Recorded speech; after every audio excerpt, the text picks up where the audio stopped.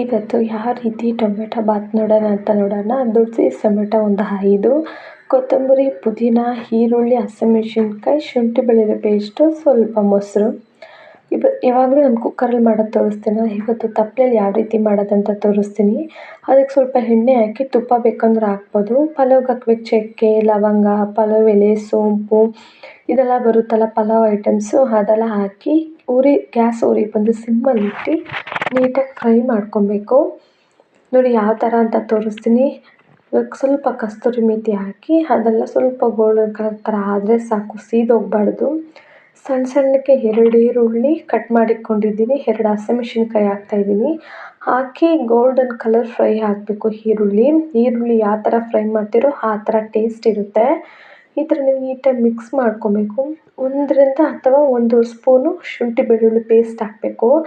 ಈ ಶುಂಠಿ ಬೆಳ್ಳುಳ್ಳಿ ಪೇಸ್ಟ್ ಇಲ್ಲ ಅಂದರೆ ಶುಂಠಿ ಬೆಳ್ಳುಳ್ಳಿ ಜಜ್ಜಿ ಹಾಕಿದ್ರೂ ಇನ್ನೂ ತುಂಬ ಟೇಸ್ಟಾಗಿರುತ್ತೆ.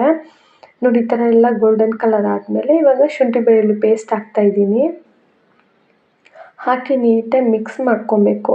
ಗ್ಯಾಸ್ ಉರಿ ಬಂದು ಸಿಮ್ಮಲ್ಲೇ ಇರಬೇಕು, ಇಲ್ಲಾಂದರೆ ಶುಂಠಿ ಬೆಳ್ಳುಳ್ಳಿ ಎಲ್ಲ ಸೀದೋಗಿಬಿಡುತ್ತೆ, ತಳ ಹಿಡ್ಕೊಳ್ಳುತ್ತೆ. ನೋಡಿ ಈ ಥರ ಫ್ರೈ ಮಾಡಿಕೊಂಡು ಇವಾಗ ಏನು ಮಾಡಬೇಕು, ನಾವು ಕೊತ್ತಂಬರಿ, ಪುದೀನ ಇವಾಗಲೇ ಹಾಕ್ಕೊಬೇಕು. ಆವಾಗಲೇ ಕೊತ್ತಂಬರಿ ಪುದೀನ ಎಲ್ಲ ಕ್ರಂಚಿಯಾಗಿ ನೀಟಾಗಿ ಫ್ರೈ ಆಗಿರುತ್ತೆ.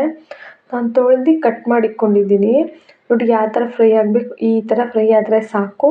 ಇವಾಗ ನೆಕ್ಸ್ಟ್ ನಾವು ಏನು ಹಾಕ್ತೀವಿ, ಕಟ್ ಮಾಡಿಕೊಂಡಿರೋ ಟೊಮೆಟೊ, ಸ್ವಲ್ಪ ಉಪ್ಪು ಹಾಕಿ ನೀಟಾಗಿ ಮ್ಯಾಶ್ ಆಗೋ ಥರ ನಾವು ಬೇಯಿಸ್ಕೊಬೇಕು.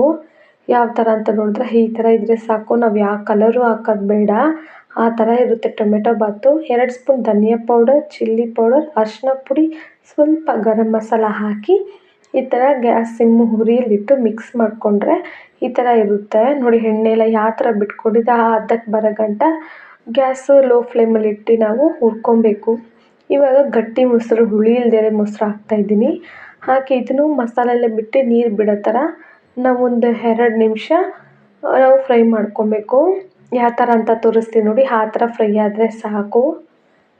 ನೋಡಿ ಈ ಥರ ಆದರೆ ಸಾಕು. ಇವಾಗ ಏನು ಮಾಡಬೇಕು, ನಾವು ನೀರು ಹಾಕ್ಕೊಬೇಕು. 1.5 ಗ್ಲಾಸ್ ಅಕ್ಕಿಗೆ 3 ಗ್ಲಾಸ್ ನೀರು ಹಾಕಬೇಕಲ್ಲ. ಆದರೆ ತಪ್ಪಲೆಯಲ್ಲಿ ಮಾಡೋದ್ರಿಂದ 2 ಮುಕ್ಕಾಲು ಗ್ಲಾಸ್ ನೀರು ಹಾಕಿದ್ರೆ ಸಾಕು.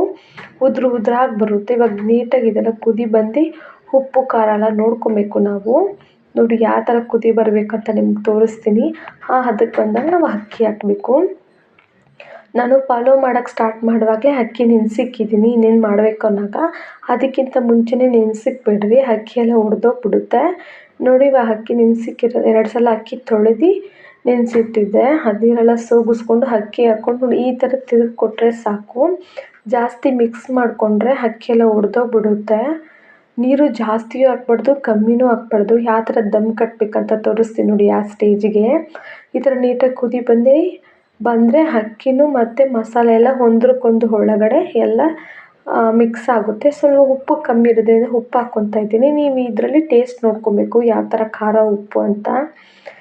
ನೋಡಿ ಈ ಥರ ತಿರುಗಿಕೊಡ್ಬೇಕು. ನೀರೆಲ್ಲ ನೀಟಾಗಿ ಕುದಿ ಬಂದು ಅಕ್ಕಿನೂ ಸ್ವಲ್ಪ 1/4% ಬೆಂದಿದೆ. ಇವಾಗ ನಾವೇನು ಮಾಡಬೇಕು, ಸ್ವಲ್ಪ ಕೊತ್ತಂಬರಿ ಪುದೀನ ಹಾಕಿ ತುಪ್ಪನೂ ಹಾಕ್ಕೊಬೋದು. ನಿಮಗೆ ತುಪ್ಪ ಫ್ಲೇವರ್ ಇಷ್ಟ ಅಂದರೆ 2 ಸ್ಪೂನ್ ತುಪ್ಪ ಹಾಕಿದ್ರೂ ಏನೂ ಆಗೋಲ್ಲ. ನೋಡಿ 1/4 ಅವರು ದಮ್ ಕಟ್ಟಿ ಎತ್ತಿದ್ದೀನಿ. ಯಾವ ಥರ ಅಂತ ನೋಡಿದ್ರೆ ಇವಾಗ ಉದ್ರಾಗಿ ಯಾವ ರೀತಿ ಬಂದಿದೆ ಅಂತ ತೋರಿಸ್ತೀನಿ ನೋಡಿರಿ ನಿಮಗೆ. ನೀರು ಕಮ್ಮಿನೂ ಆಗಿಲ್ಲ, ಜಾಸ್ತಿನೂ ಆಗಿಲ್ಲ, ಯಾವ ಕಲರಿಂಗೂ ಹಾಕಿಲ್ಲ, ಯಾವ ಟೇಸ್ಟಿಂಗ್ ಪೌಡ್ರು ಹಾಕಿಲ್ಲ. ಎಷ್ಟು ಟೇಸ್ಟಾಗಿದೆ ನೋಡಿ, ತೋರಿಸ್ಕೊಡ್ತೀನಿ ಉದ್ರಾಗಿ ಯಾವ ರೀತಿ ಬಂದಿದೆ ಅಂತ. ನೋಡಿದ್ರೆ ಬಿಸಿಯಾಗಿರೋ ಟೊಮೆಟೊ ಬಾತ್ ರೆಡಿ ಆಗಿದ್ದೆ. ಇನ್ನು ತಿನ್ನೋದೊಂದೇ ಬಾಕಿ. ನೀವು ಮಾಡಿ ನೋಡಿ ನನಗೆ ಕಮೆಂಟ್ ಮೂಲಕ ತಿಳಿಸೋದೊಂದೇ ಬಾಕಿ.